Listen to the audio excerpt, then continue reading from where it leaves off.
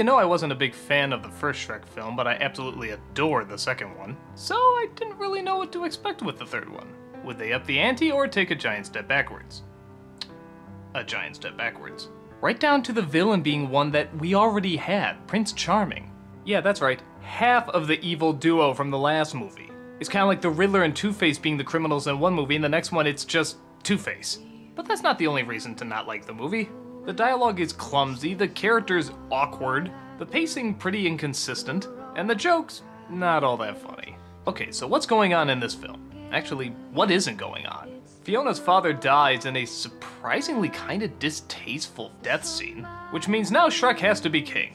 But Shrek doesn't want to be king, so he sets off to find the real owner of the throne, Arthur, a whiny little awkward teen played by Justin Timberlake, who I'll admit does get a laugh here and there. They go to the help of Merlin, played by Eric Idle, who also gets a lot of really good laughs actually. But while that's going on, they figure out that Prince Charming has taken over far, far away, and is holding the queen and the princesses hostage. So, Shrek has to make it back and save the day, while Fiona has to break out with her ladies to take back the kingdom.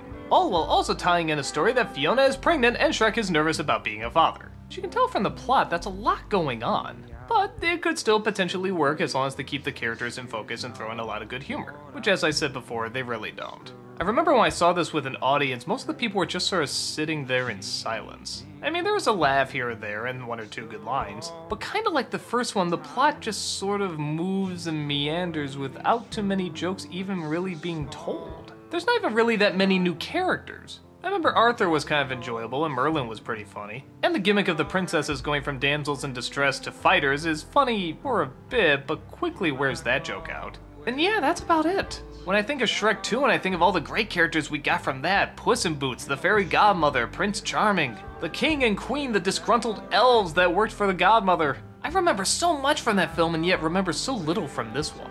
And I think what makes it even worse than something like the first Shrek film is that, while I'm not a fan of the first Shrek film, at least it had a good setup for a story. And it did have a decent heart to it as well as a good moral. This one just seems much more choppy, with some jokes coming in at inappropriate moments and others where there should be funny jokes. The dramatic moments rarely pay off. I think for me, it's probably the least of the series.